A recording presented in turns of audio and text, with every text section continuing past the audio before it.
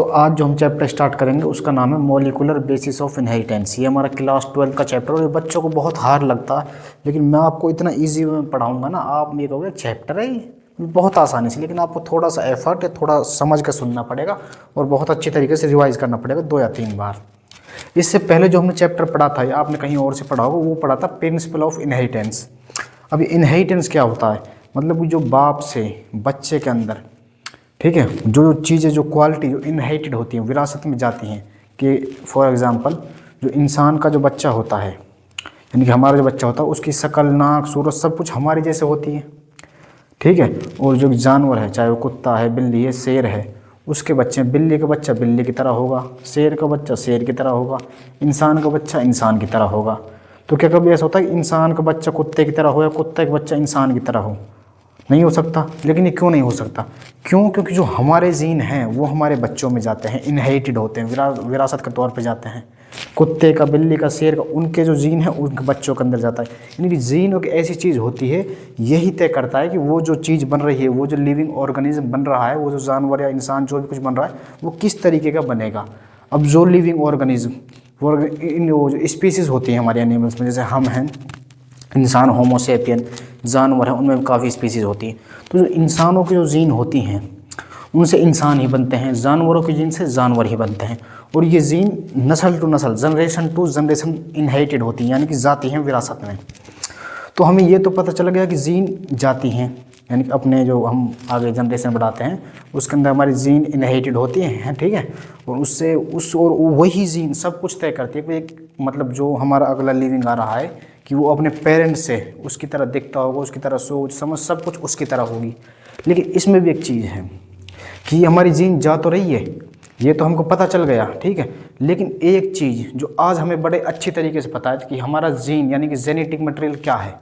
इंसानों को genetic material DNA है, या डीएनए ही जेनेटिक मटेरियल है, ये आज हमें पता है। लेकिन आज से 100 साल पहले मतलब इतना बड़ा इशू था साइंटिस्टों की ज़िंदगी में, साइंटिस्ट के मतलब ये लोगों की ज़िंदगी में इतना बड़ा इशू था, खासकर साइंटिस्टों के लिए। यार ये जेनेटिक मटेरियल आखिरकार किस चीज़ के साथ अटैच होकर या किस चीज़ के अंदर पैक होकर वो इनहेरिटेड होता है, वो दूसरे मतलब हमारी नई जनरेशन के अंदर जाता है। क्या वो प्रोटीन के साथ जाता है? जैसे हमारा बच्चे हैं उनके अंदर हमारा प्रोटीन भी जाएगा, आरएनए भी जाएगा, डीएनए भी जाएगा। तो ये जीन है कि ये डीएनए के अंदर जाएगा, डीएनए के साथ जाएगा, या आरएनए के साथ जाएगा, ये प्रोटीन के साथ जाएगा, ठीक है। कि हमारा जो जेनेटिक मटेरियल है वो आरएनए है, ये डीएनए है कि प्रोटीन है, किसके साथ वो जाएगा? ये एक बहुत बड़ा क्वेश्चन मार्क था उस टाइम पे, और साइंटिस्टों ने खूब कोशिश करी कि हम इसको सॉर्ट करें। इसमें बहुत मतलब 2-3 हमारे मतलब 7-8 साइंटिस्ट आए, तब जाकर ये पूरा कंक्लूजन निकला कि भाई डीएनए ही हमारा जेनेटिक मटेरियल है। जो हमारे जीन होते हैं वो डीएनए के अंदर पैक होकर अगली नस्ल में जाते हैं, और वो जीन ही हम मतलब हमारे अगले वाले जो नस्ल है या जो भी कुछ हम अगला बना रहे हैं उसकी शक्ल और सूरत, उसकी जो टोटल फॉर्म है वो हमारी तरह होगी। तो देखिए आज चैप्टर का जो नाम है वो है molecular basis of inheritance. Molecular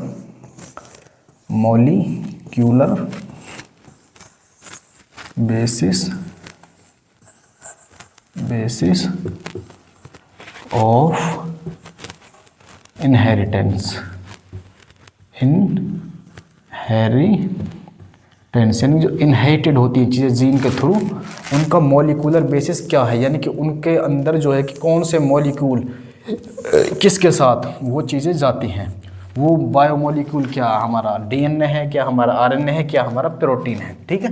वो मॉलिक्यूल कौन सा है? देखिए जो हमारा टॉपिक है आज का वो रहेगा DNA is genetic material. DNA is genetic material, ठीक है। ये हमारा आज का टॉपिक रहेगा, ठीक है। तो ये उस टाइम पे क्वेश्चन मार्क था, क्या डीएनए ही जेनेटिक मटेरियल है? ये हमारा क्वेश्चन मार्क था। तो सबसे पहले जो हमारे साइंटिस्ट आए जिन्होंने मतलब कोशिश की है बताने की कि डीएनए ही जेनेटिक मटेरियल होता है, उनका नाम था फ्रेडरिक ग्रिफ्ट। पहले साइंटिस्ट हमारे कौन थे? फ्रेडरिक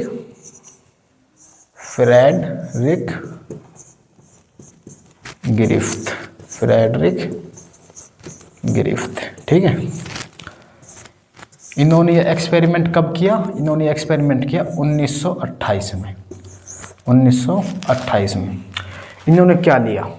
इन्होंने सबसे पहले एक बैक्टीरिया लिया। क्या लिया? एक बैक्टीरिया। वो बैक्टीरिया कौन सा था? वो बैक्टीरिया वो था जो न्यूमोनिया बीमारी पैदा करता है, न्यूमोनिया कॉज करता है। ठीक, उस बैक्टीरिया का नाम है न्यूमोनिया कोकस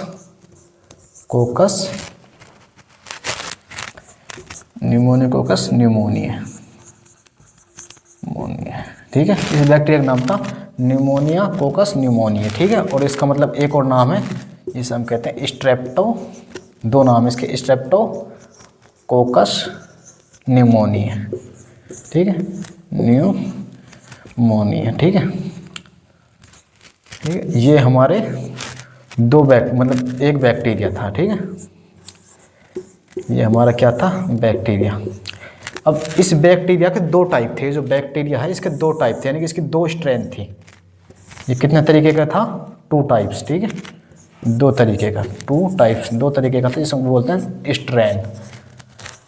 बैक्टीरिया वायरसेस के लिए हम स्ट्रेन लगाते हैं टाइप के लिए। ठीक है, यानी किस 2 प्रकार के थे, 2 स्ट्रेन थी इसकी। ठीक है, 2 टाइप के थे। पहला R2, सेकंड S3। अब ये जो S3 था, यहाँ S से निकाल लो, ये था स्मूथ। ये कैसा था, इससे स्मूथ, मतलब इसकी ये जो बाहर से जिस तरीके का दिखता था, ये स्मूथ था। स्मूथ चीज़ क्या होती है, यानी बिल्कुल एकदम प्लेन, चमकदार। जैसा ये है बोर्ड, ये है स्मूथ। ठीक है, और जैसा अब यहाँ पर ये हमारी कुर्सी है। ठीक, अब इसमें हम हाथ फेर रहे हैं, यहाँ पे खरदड़ी है, खरदड़ी। अब इस खरदड़ी को बोलते हैं रफ।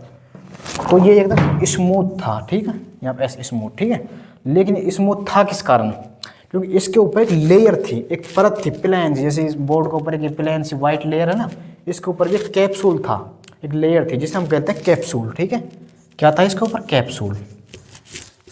ठीक है, और ये कैप्सूल किस चीज़ का बना हुआ होता है, ये कैप्सूल बना हुआ होता है पॉलीसैकेराइड का। किसका, पॉलीसैकेराइड। ये हमारी ग्लूकोज होती है, पॉलीसैकेराइड। और सेकंड चीज़ क्या थी, ये बना हुआ था हमारा म्यूकस, यानी कि म्यूकस और पॉलीसैकेराइड का बना हुआ होता है। म्यूकस और पॉलीसैकेराइड का बना होता है कैप्सूल। और जो कैप्सूल है, कैप्सूल के कारण ये स्मूथ है, कैप्सूल के कारण ये इस लेयर का प्लेन है। और यही कैप्सूल क्या करता है, यही कैप्सूल बीमारी पैदा करवाता है। ठीक है, यही कैप्सूल न्यूमोनिया पैदा कराता है। ठीक है, तो इसलिए इसे कहते हैं पैथोजेनिक। ये वाली जो स्ट्रेन है S3, ये होती है पैथोजेनिक। अब आप कहोगे पैथोजेनिक क्या होती है, ये पैथोजन क्या होता है, पैथोजन हम उस बैक्टीरिया, वायरस या कोई भी चीज़ है जो बीमारी पैदा करवाती है, बीमारी पैदा करती है, उस चीज़ को हम बोलते हैं पैथोजेनिक, या उसे बोलते हैं पैथोजन, यानी डिजीज कोजिंग एजेंट, या जो भी चीज़ डिजीज कोजिंग पैदा करती है। ठीक है, जो बीमारी पैदा करती है उसे हम कहते हैं पैथोजन। तो ये जो हमारा बैक्टीरिया था S3, ये न्यूमोनिया पैदा करता था, ये पैथोजेनिक था। ये क्या करता था, न्यूमोनिया। ठीक है, अब जाहिर सी बात है, ये बीमारी पैदा करता है, न्यूमोनिया पैदा करता है, तो ये वायरुलेंट हुआ। क्यों, क्योंकि वायलेंस करता है। वायलेंस कहते हैं मतलब हिंसा करना, लड़ाई झगड़ा। ये हमारी मतलब बीमारी पैदा करता है, इंसान को परेशान करता है, जाहिर सी बात है। तो ये है वायरुलेंट स्ट्रेन। ठीक है, ये वायरुलेंट टाइप का है, क्योंकि ये बीमारी पैदा करता है, वायरुलेंट। ठीक है, एंड सेकंड आप समझ सकते हो, ये रफ है, ये R से देख लो, ये है हमारा रफ बैक्टीरिया। ठीक है, ये रफ क्यों है, क्योंकि इसके पास कैप्सूल नहीं है। क्योंकि कैप्सूल ही तो होता है जो एकदम पतली सी लेयर है, जो एकदम स्मूथ बनाती है, क्योंकि इसके पास कैप्सूल एब्सेंट है, कैप्सूल एब्सेंट। और आपको ये भी पता है, जिसके पास कैप्सूल होता है वही बीमारी पैदा करता है, जिसके पास कैप्सूल नहीं है वो बीमारी नहीं पैदा करेगा। तो ये वाला बैक्टीरिया कैसा होता है, नॉन वायरुलेंट, यानी कि ये बीमारी नहीं पैदा करता, नॉन वायरुलेंट या फिर नॉन पैथोजेनिक। ठीक है, नॉन पैथोजेनिक। ठीक है, एंड थर्ड जो हमारा पॉइंट है यहाँ पे कंप्लीट हो चुके हैं कि ये हमारा जो है कि न्यूमोनिया, मतलब जो न्यूमोनिया बीमारी ये हमारा नहीं बनाता। ठीक है, यानी कि ये न्यूमोनिया नहीं पैदा करता, मतलब न्यूमोनिया बीमारी हमारे अंदर नहीं पैदा करता। ठीक है, अब इस साइंटिस्ट ने क्या किया कि इस साइंटिस्ट ने चूहे लिए, चूहे, माइस, और उन चूहे के अंदर क्या किया, उन चूहों के अंदर इसने डाला ये R2 स्ट्रेन और ये S3 स्ट्रेन। अब जाहिर सी बात है, अब जिस चूहे के अंदर इसने R2 स्ट्रेन डाला, R2 तो भाई रफ होता है, मतलब यानी कैप्सूल एब्सेंट होती है इसके पास, तो ये तो बीमारी पैदा नहीं कर सकता। तो वो जो चूहे थे, वो जो चूहा था वो जिंदा था, मतलब जिंदा निकला। और दूसरा था हमारा S3, जिसके अंदर इसने S3 बैक्टीरिया डाला, वो चूहा हमारा मर गया, ठीक है। एंड थर्ड जो केस था उसमें इसने ये जो अपना S3 था इसको मार के डाला, इसको हीट किल कर दिया। पहले इसको भाप मतलब उसको गर्माई से हीट देकर उसको मार दिया, और तब जाके इसने उस मतलब इस बैक्टीरिया को चूहे के अंदर डाला। तब इसने देखा भाई मरा हुआ है तो जाहिर सी बात असर नहीं करेगा, तो वो चूहा जिंदा निकल गया। तो उसके बाद जो फोर्थ केस हुआ उसने सबको हैरान कर दिया। वो क्या हुआ, इसने एक तो ये जिंदा R2 जो हमारा था और ये S3 था, ये मार कर डाला हीट किल। और ये जब मरा हुआ डाला, अब जाहिर सी बात है मरा हुआ तो कोई बीमारी करेगा नहीं, और ये जिंदा रहकर बीमारी नहीं करेगा क्योंकि इसके पास कैप्सूल नहीं होता, ये रफ है। तो लेकिन हैरानी तब हुई कि वो जो चूहा था वो मर गया। अब बताइए, ये बीमारी नहीं कर सकता, ये बीमारी नहीं कर सकता, ये चूहा कैसे मर गया? तो फिर हमारे जो अपने फ्रेडरिक ग्रिफ्ट साहब थे, इन्होंने उस चूहे को मतलब खोल कर, मतलब उस चूहे के अंदर देखा कि इस चूहे के अंदर है क्या चीज़, ये तो मैंने मार के डाला। तो हैरान तब हुई कि उसके अंदर S3 मरा हुआ नहीं जिंदा पाया गया। उसने कहा ये क्या हुआ कि मैंने डाला मरा हुआ तो जिंदा कैसे पा गया? तो जाहिर सी बात है, जिंदा तो मैंने R2 डाला था, वो मरी हुई चीज़ दोबारा जिंदा हो नहीं सकती, तो ये R2 ही बदल कर S3 बना है। लेकिन ये S3 बना किस वजह से, किस तरीके से S3 बना है? तो जाहिर सी बात है, इसकी जीन या इसकी कोई चीज़ इसके अंदर गई है जिसने इसको क्या बना दिया, S3 बना दिया। इसके ऊपर कैप्सूल यानी कि जो बीमारी पैदा करता है कैप्सूल इसके ऊपर कवर लगा दिया, इसको स्मूथ कर दिया, यानी कि इस R2 को बदलकर S3 बना दिया, ठीक है। तो वो चीज़ गई क्या था, जैसे आज हमको पता है DNA गया होगा, ये उस टाइम पे कंफ्यूज थे यार वो चीज़ क्या है जो इसके अंदर गई है, कौन सी चीज़ जिसने इसके अंदर से इसमें गई है और उसने इस R2 को बना दिया है S3। वो कौन सी चीज़ है, वो DNA है कि वो RNA है कि वो प्रोटीन है? चलो इसी चीज़ को मैं आपको यहाँ पे इन चारों केसेस को लिखवा देता हूँ। तो ठीक है सर, हमारे यहाँ पर हुए 4 केसेस, ठीक है। जो पहला केस हमारा था यानी कि इसने माइस लिया, यानी कि इसने चूहा लिया, 4 केसेस लिए इसने, ठीक है। सेकंड माइस, थर्ड माइस, 4 चूहे इसने लिए, फोर्थ माइस, ठीक है। अब ये हमारा चूहा है, ये मैंने बना दिया अपना चूहा। इसके अंदर इसने डाला R2 स्ट्रेन, कौन सा स्ट्रेन, R2, यानी कि जो बीमारी नहीं पैदा करता, जो रफ होता है। तो इसने देखा तो ये चूहा कैसा निकला, भाई इसके अंदर कोई बीमारी पैदा करेगा नहीं। तो ये जो हमारा माइस है, ये जो हमारा माइस है यहाँ पर लिखा लिविंग, यानी कि जिंदा निकला। सेकंड, इस चूहे के अंदर इसने डाल दी कौन सी स्ट्रेन, S3, यानी कि स्मूथ वाली, और ये तो जाहिर सी बात है मारेगी, किल करेगी क्योंकि ये बीमारी पैदा करती है। और इसने क्या कर दिया, किल द माइस, इसने माइस को यानी कि चूहे को किल कर दिया, ठीक है। एंड थर्ड, इस चूहे के अंदर इसने क्या डाला, S3 डाला, कौन सा डाला, S3, लेकिन ये डाला मरा हुआ S3, हीट किल्ड, यानी कि इसे आंच देकर मार दिया, हीट किल्ड। इसने इसके अंदर हीट किल्ड S3 डाला। तो रिजल्ट क्या निकला कि भाई जाहिर सी बात है मरा हुआ ये तो बीमारी पैदा करेगा नहीं, तो ये चूहा जिंदा निकला। ले सबसे जो हैरानी वाला केस था वो था फोर्थ, यानी कि चूहा इसने लिया और इस चूहे के अंदर, ठीक है, इस माइस के अंदर इसने क्या डाला, जो S3 था ये डाला मरा हुआ जो बीमारी नहीं पैदा करता, ठीक है, हीट किल्ड, ठीक है। एंड दूसरा इसने डाला हमारा रफ वाला R2, यानी कि रफ वाला, ठीक है। और जाहिर सी बात है ये जिंदा डाला और ये तो कोई बीमारी पैदा करेगा नहीं क्योंकि रफ है, यानी इसके पास कैप्सूल नहीं है। तो लेकिन हैरानी तब हुई कि इसका रिजल्ट पता क्या आया, इसका रिजल्ट यह आया कि ये चूहा मर गया, डेड, ठीक है, ये चूहा मर गया। अब हैरानी ये हुई कि S3 मरा हुआ है, ये तो बीमारी करेगा नहीं, R2 जिंदा है, या जिंदा हो या मरा हो, क्योंकि वो तो बीमारी पैदा कर ही नहीं सकता, हमने जिंदा R2 डाला वो बीमारी नहीं कर सकता। तो ये फिर मर कैसे गया, ये बात समझ नहीं आ रही थी। तो जो मतलब जो हमारे गिरफ्ट साहब थे, इसने सोचा यार देखिए, तो मैं अब इसको रफ कर रहा हूँ, मैं फोर्थ केस लिख रहा हूँ खाली, ठीक है।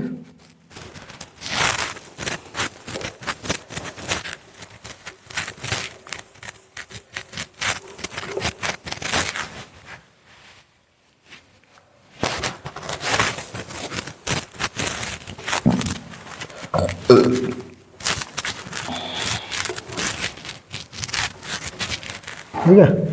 तो जो हमारे गिरिफ्ट साहब थे उन्होंने क्या सोचा, मतलब ये सोचा देखिए मैंने इसके अंदर दो चीज़ें डाली हैं, S3 जो किल्ड है और ये लिव है, तो यानी कि जो ये किल्ड वाला है, जो ये S3 है, जो हमारा किल्ड है यानी कि जो ये मरा हुआ है, ठीक है, और एक हमारा जो R2 है जो हमने जिंदा डाला है, ठीक है।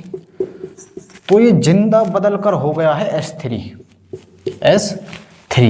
क्यों? क्योंकि जब हमने इसने मतलब ये गिरिफ्ट साहब ने इसको देखा, इस माउस के अंदर देखा कि डेड तो हो गया है, इसके अंदर है क्या चीज़, तो ये जो हमारा S3 था जो मरा हुआ डाला था, ये देखा था हमने कि डाला तो ये मरा हुआ S3, ठीक है, लेकिन इसके अंदर से निकला है हमारा जो एक जिंदा S3, लाइव S3।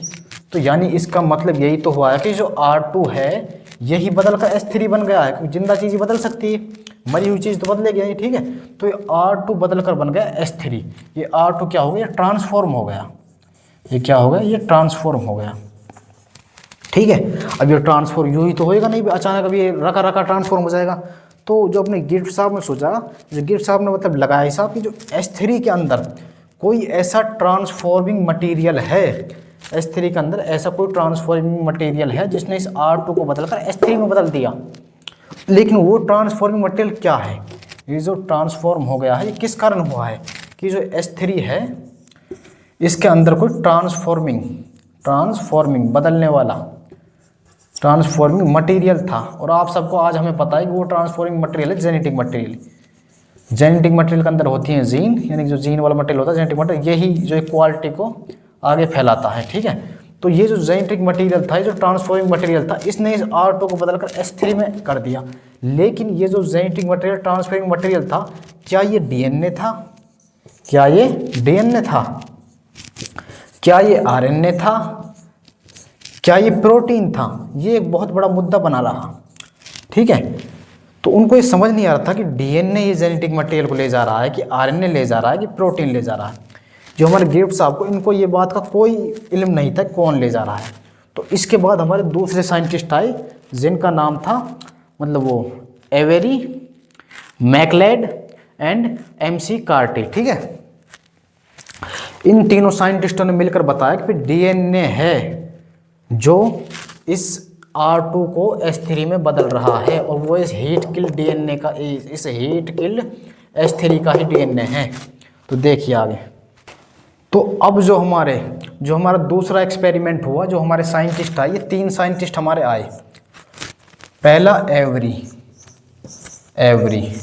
दूसरे साइंटिस्ट थे मैकलेड, मैकलियोड, ठीक है, एंड थर्ड साइंटिस्ट थे हमारे MC कार्टी, ठीक है। इन्होंने एक्सपेरिमेंट किया 1933 से 1944 के बीच में, ठीक है, 44 तक, ठीक है। इन्होंने क्या किया, इन्होंने जो ये मरा वाला S3 बैक्टीरिया था ना, ये जो मरा वाला S3 बैक्टीरिया था, heat killed S3, heat killed S3, ठीक है। इन्होंने इससे क्या निकाला, इससे कुछ चीज़ इसने निकाली, इसमें से निकाली, क्या निकाली, DNA निकाला इसका, ठीक है, इसका RNA निकाला एंड इसका प्रोटीन निकाला। ये तीनों चीज़ इसने एक्सट्रैक्ट की। एक्सट्रैक्ट का मतलब होता है निकालना। S3 हीट किल्ड बैक्टीरिया से इन तीनों साइंटिस्टों ने DNA निकाला, RNA निकाला और प्रोटीन निकाला। और फिर इन्होंने क्या किया, जो हमारा R2 बैक्टीरिया था, जो कभी भी बीमारी पैदा नहीं करता, जो नॉन पैथोजेनिक होता है, नॉन पैथोजेनिक, ठीक है, जो बीमारी पैदा नहीं करता। तो ये कैसे चेंज हो गया S3 में, तो इसने देखा कि S3 में तीनों चीज़ निकाल के इस R2 के अंदर डाल के देखता हूँ। अब ये हमारा R2 बैक्टीरिया, कौन सा बैक्टीरिया है, हमारा R2, ठीक है। अब इसके अंदर इसने S3 की, यानी कि जो S3 बैक्टीरिया है, इसका DNA डाला, इसका RNA डाला एंड इसका प्रोटीन डाला। DNA डाल दिया, RNA डाल दिया एंड प्रोटीन डाल दिया।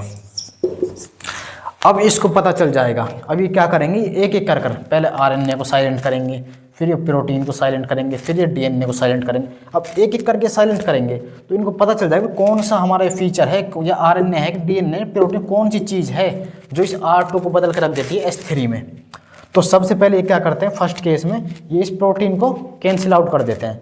किस चीज़ से? इस प्रोटीन को दे देते हैं एक एंजाइम प्रोटीएस। इसको कौन सा एंजाइम देते हैं? इसको एंजाइम देते हैं प्रोटीएस, प्रोटीएस। अब जो एस सफिक्स है ना, एस, ए एस ई, ये लगता है एंजाइम्स के लिए, एंजाइम्स के पीछे। और जो ओज होता है, ग्लूकोज, सुक्रोज, फ्रक्टोज, ओस, ओ एस ई, ये लगता है ग्लूकोज की, मतलब जो हमारी जो शुगर्स होती है उनके पीछे लगता है सुफिक्स। तो बच्चे कंफ्यूज होता है, इसी कंफ्यूज हो जाते हैं। तो इसीलिए मैं बता रहा हूँ कि जो एज सफिक्स है ये एंजाइम्स के पीछे लगता है। तो ये जो प्रोटीएज है ये दिया गया, तो इसने इस प्रोटीन को ये खा गया, इस प्रोटीन को इसने ख़त्म कर दिया। ठीक है, तो इसने देखा कि जो फिर इस प्रोटीन को ख़त्म होने के बाद भी R2 है ये ट्रांसफॉर्म हो गया किस में? S3 में। ये जो R2 बैक्टीरिया है ये बन गया S3। ठीक है। तो इसके पास बचे क्या क्या चीज़ थी? DNA थी और RNA थी। ठीक है, तो इन DNA RNA ने इस R2 को S3 में कन्वर्ट कर दिया। तो जाहिर सी बात है, या तो भाई अपना ये DNA है इसकी वजह से चेंज हुआ है, या अपना ये RNA है इसकी वजह से चेंज हुआ है। तो इन्होंने एक और अपना केस देखा, इन्होंने कहा था अब हम RNA को साइलेंट करके देखते हैं। तो इस RNA को साइलेंट कैसे किया? अब इस RNA को इन्होंने दे दिया RNase। कौन सा एंजाइम दे दिया? RNase।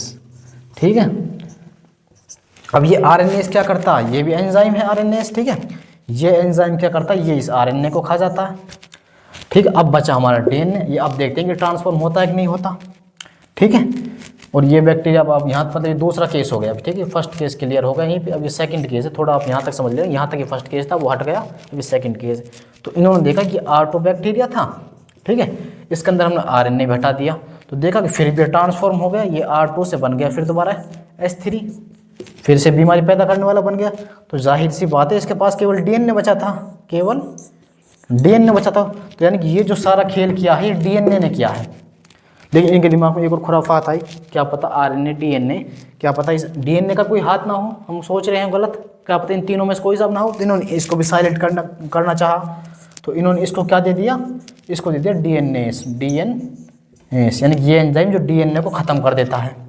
तब इन्होंने देखा, ये थर्ड केस हो जाएगा यहाँ शुरू। ये R2 बैक्टीरिया है, फिर से ले रहा हूँ R2। ठीक है ना, आप समझ जाना, आप समझदार बच्चे हो। तो इसने DNA कैंसिल आउट कर दिया, तो इन्होंने देखा अब तो ये R2 का R2 ही है, यानी कि अब ये S3 में नहीं बदला, यानी कि अब ये S3 में नहीं बदला।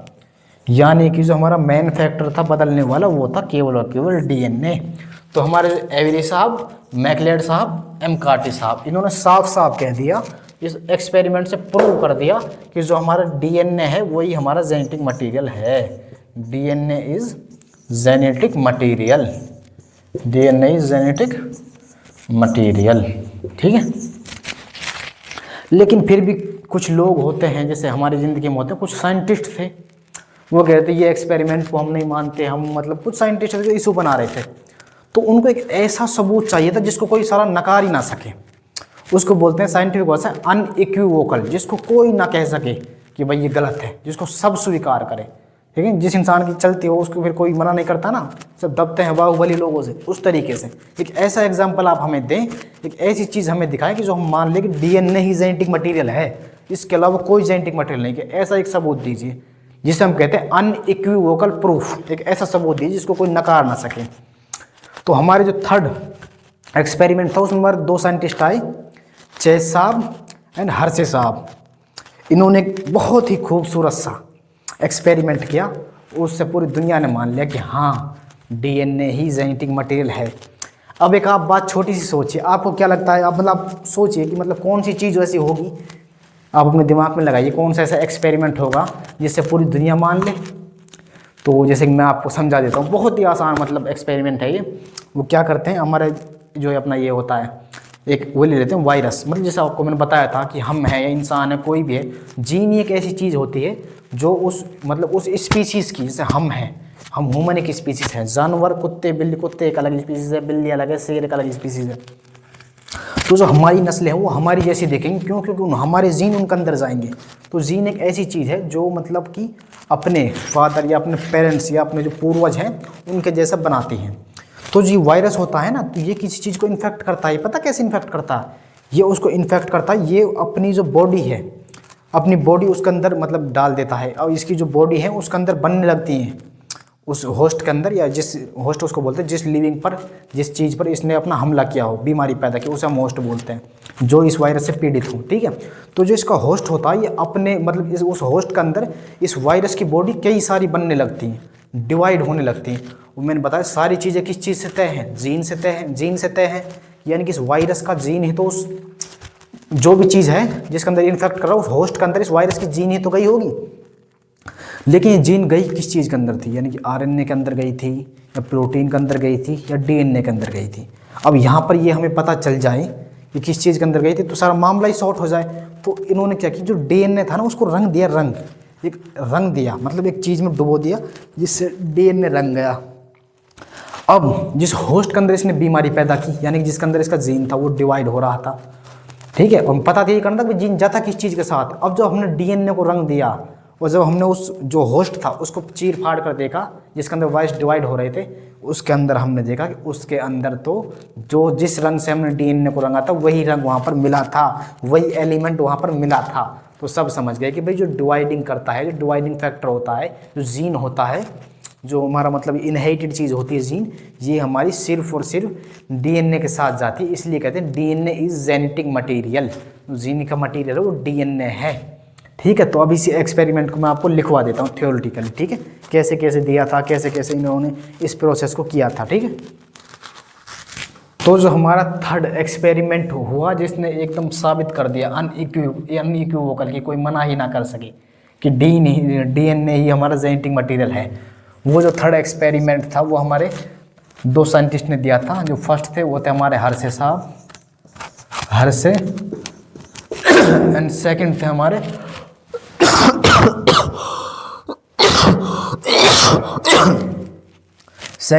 चेस साहब। ठीक है, इन्होंने 1952 में यानी कि 1952 में, ठीक है, अब इन्होंने ये एक्सपेरिमेंट कैसे किया था 1952, ठीक है, जिसमें डीएनए ही अनइक्विवोकल, कोई मना ना कर सके।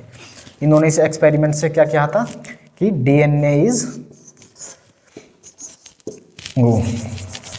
इन्होंने ये प्रूव किया था इस एक्सपेरिमेंट से कि अनइक्विवोकल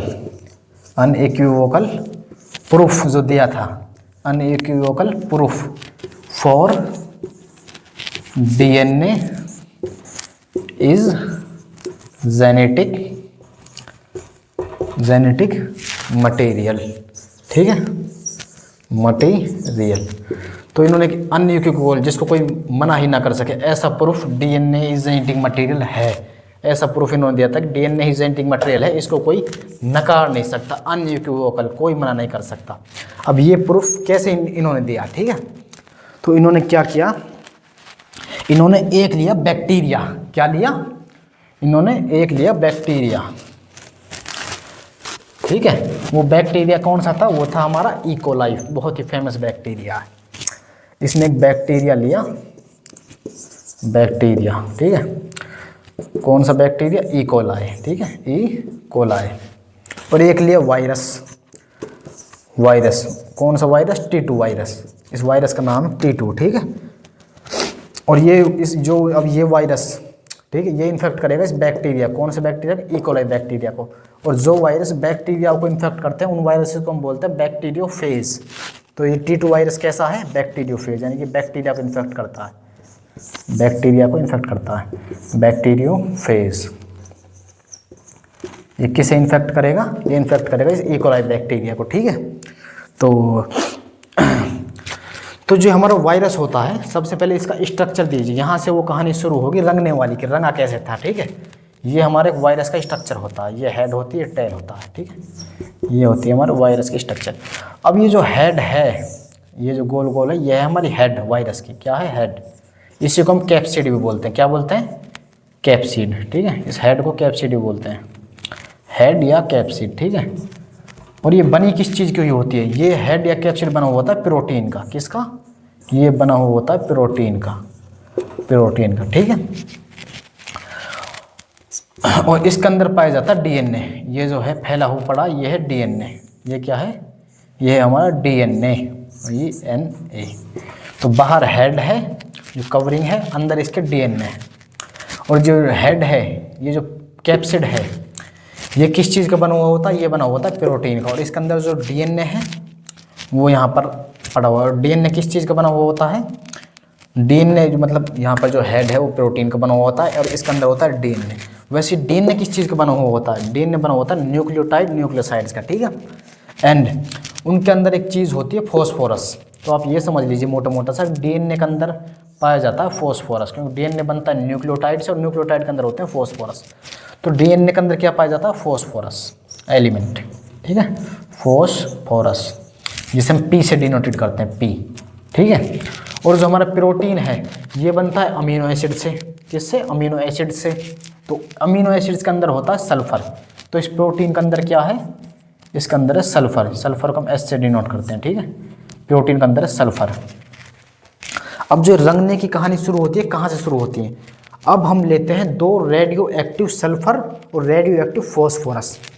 अब वो काम करते हैं एक तरीके से रंगने का, जैसे होली के मतलब जैसे रंग होता है उस चीज़ को रंग देते हैं ना। लेकिन अब जैसे मान लो रेडियो एक्टिव सल्फर है, वो किसको रंगेगा? वो किसको रंगने को बोलते हैं? Radio active. वो किसको रेडियो एक्टिव करेगा? सल्फर करेगा सल्फर को, इस सल्फर को। अब जो रेडियो एक्टिव फॉस्फोरस है वो किसको रंगेगा? किसको रेडियो एक्टिव करेगा? वो करेगा फॉस्फोरस को, ठीक है। तो इन साइंटिस्टों ने क्या किया? दो रेडियो एक्टिव एलिमेंट्स लिए। क्या लिए? Radio active elements, radio active elements, ठीक है। पहला था फॉस्फोरस, ठीक है, और दूसरा था हमारा सल्फर। अब जो फॉस्फोरस है, जो हमारा रेडियो एक्टिव फॉस्फोरस है, ये किसको रेडियो एक्टिव करेगा? ये रेडियो एक्टिव करेगा इस प्रोटीन के सल्फर को। किसको रेडियो एक्टिव करेगा? प्रोटीन के सल्फर को। क्योंकि जो रेडियो एक्टिव फॉस्फोरस है ये जो है कि वो क्या कहते हैं उसको, रेडियो एक्टिव करेगा डीएनए के फॉस्फोरस को, क्योंकि फॉस्फोरस ही फॉस्फोरस को वो करता है रेडियो एक्टिव, यानी सेम चीज़ सेम को लाइक करती है। ये जो फॉस्फोरस है ये किसको रेडियो एक्टिव करेगा? डीएनए के फॉस्फोरस को, डीएनए फॉस्फोरस, ठीक है। डीएनए फॉस्फोरस क्या करेगा? बिकम रेडियो एक्टिव, बनाएगा radio active, become radio active, बनाएगा रेडियो एक्टिव, ठीक है। और ये सल्फर है, ये प्रोटीन के सल्फर को रेडियो एक्टिव बनाएगा। किसको रेडियो एक्टिव बनाएगा? प्रोटीन के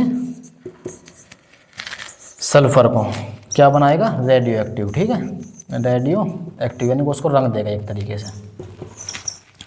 अब यहाँ से शुरू होएगा मेन खेल शुरू। अब इसको हम रंगते हैं, ठीक है, यानी कि इसको रेडियो एक्टिव हम बनाते हैं। अब आप लीजिए एक कंटेनर,